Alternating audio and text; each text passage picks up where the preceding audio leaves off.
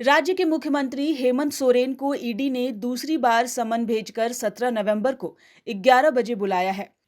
आपको बता दें कि पहला समन 3 नवंबर को भेजा गया था। उस समय मुख्यमंत्री हेमंत सोरेन ने ईडी से 21 दिनों का समय मांगा था, लेकिन अब फिर से एक बार उन्हें बुलाया गया है। इसको लेकर फिर से एक बार राज्य की राजनीति तेज हो गई है। जहां एक ओर भाजपा के प्रदेश प्रवक्ता प्रतुल शाहदेव ने कहा कि पहला समन भेजने पर ईडी के द्वारा उस समय मुख्यमंत्री हेमंत सोरेन के विभाग के द्वारा 15 दिनों का शेड्यूल जारी किया गया, लेकिन अब देखना होगा कि इस बार क्या नया बहाना बनाया जाता है। मंत्री जी इस बार कौन सा नया बहाना खोजेंगे, बस हम उसका इंतजार कर रहे हैं। पिछली बार जब 3 तारीख को उनको सम्मन हुआ था तो उनके कार्यालय ने अगले 15 दिन का उनका प्रोग्राम जारी किया, जबकि सामान्य तौर पर उनका कार्यालय सिर्फ 1 दिन का कार्यक्रम जारी करता है। तो जाहिर तौर पर मुख्यमंत्री ईडी के इन्वेस्टिगेशन को इवेट करने की कोशिश कर रहे थे। हमारा मानना है कि जितने उच्च संवैधानिक पद पर वो बैठे उन्हें कानून का पालन करना चाहिए और इन्वेस्टिगेटिंग एजेंसीज के इन्वेस्टिगेशन में कोऑपरेट करना चाहिए, लेकिन ऐसा लगता है कि उनके पास छिपाने को काफी कुछ है, इसीलिए वो बार बार नए बहाने कर रहे हैं और अपने कार्यकर्ताओं को तरह तरह से उकसाने की बात कर रहे हैं। अब देखना यह होगा कि 17 नवंबर को माननीय मुख्यमंत्री जी कौन सा नया बहाना ढूंढते हैं। वहीं इसका जवाब देते हुए कांग्रेस के प्रदेश प्रवक्ता राकेश सिन्हा ने कहा कि ईडी के द्वारा दूसरी बार समन भेजने पर यही प्रतीत होता है कि बीजेपी अपने अस्तित्व को बचाने के लिए इस प्रकार का कार्य केंद्र सरकार के द्वारा करवा रही है।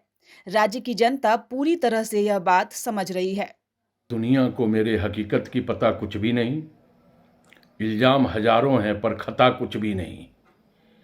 यही बात आज झारखंड में साबित हो रही है कि महागठबंधन सरकार को एन केन प्रकारेण बदनाम करने की जो एक साजिश भारतीय जनता पार्टी के द्वारा रची जा रही है, हमें लगता है कि वो साजिश पूरी तरह बेनकाब होगी और बेनकाब हुई भी है।